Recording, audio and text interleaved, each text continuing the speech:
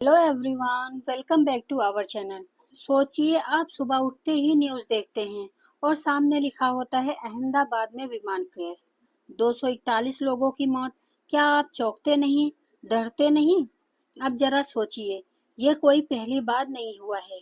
बीते कुछ सालों में भारत में लगातार विमान और हेली क्रैश की दुर्घटनाएं बढ़ती जा रही हैं। तो सवाल ये है, क्यों हो रही है इतनी दुर्घटनाएं? क्या ये महज हादसा इनका कोई बड़ा कारण है? आज हम ये सब कुछ समझेंगे आसान भाषा में, एक एक पॉइंट। ये विषय सिर्फ खबरों तक सीमित नहीं है, बल्कि ये यूपीएससी, एसएससी, सीडीएस, सीएपीएफ जैसे एग्जाम में करंट अफेयर्स और रक्षा सिविल एविएशन सेक्टर के लिए बहुत इम्पोर्टेंट है। तो शुरू करते हैं, पॉइंट पर आते हैं। अहमदाबाद प्लेन क्रैश 2025 क्या हुआ था? सबसे पहले बात करते हैं अहमदाबाद प्लेन क्रैश की। यह हादसा हुआ 12 जून 2025 को दोपहर के वक्त। एयर इंडिया की फ्लाइट 787 ड्रीम लाइनर जो अहमदाबाद से लंदन जा रही थी, जैसे ही विमान ने टेक ऑफ किया, वो 600 फीट तक गया और फिर अचानक नीचे गिर गया। अब सोचिए, टेक ऑफ के तुरंत बाद अगर प्लेन गिर जाए तो पायलट के पास भी बहुत कम समय होता है। प्लेन जाकर गिरा एक मेडिकल कॉलेज के हॉस्टल पर। प्लेन में मौजूद 241 लोग मारे गए, केवल एक व्यक्ति जिंदा बचा, एक ब्रिटिश नागरिक।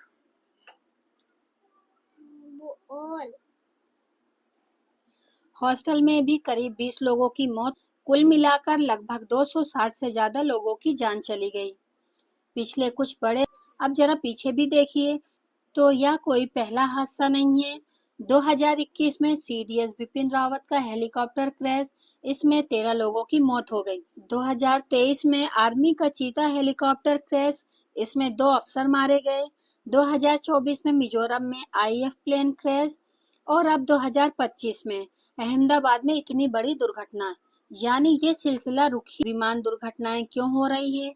तो अब असल बात पर आते हैं, आखिर क्यों हो रही है ये दुर्घटनाएं?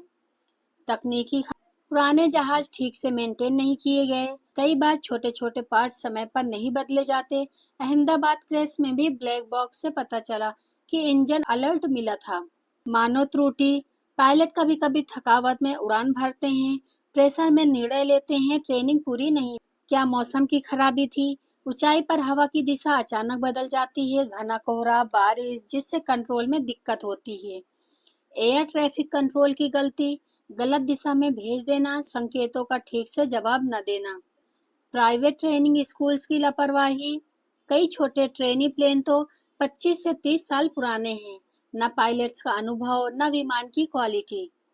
सेफ्टी चेक और मेंटेनेंस की अनदेखी, डीजीसीए की रिपोर्ट के अनुसार कई फ्लाइट्स में स्लाइड खराब, कईयों में लाइफ जैकेट्स गायब मिली, रेडियो सिग्नल काम नहीं कर रहे थे।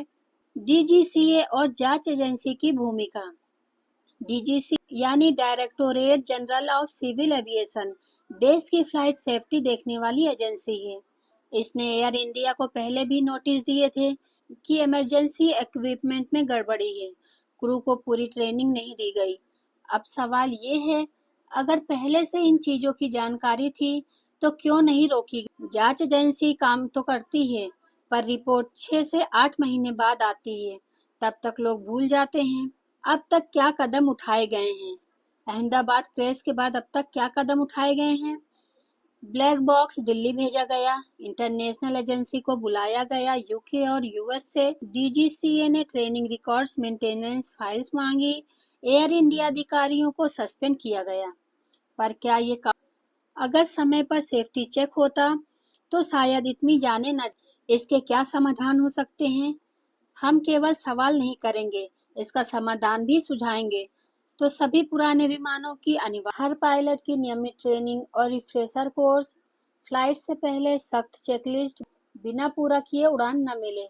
एयर ट्रैफिक कंट्रोल का डिजिटलीकरण, हर क्रैश के बाद 1 महीने में public report. Private training academy पर निगरानी। सेफ्टी ऑडिट कानून बनाया जाए। एयर सेफ्टी ऑडिट प्रतियोगी परीक्षाओं के लिए कैसे ये महत्वपूर्ण है?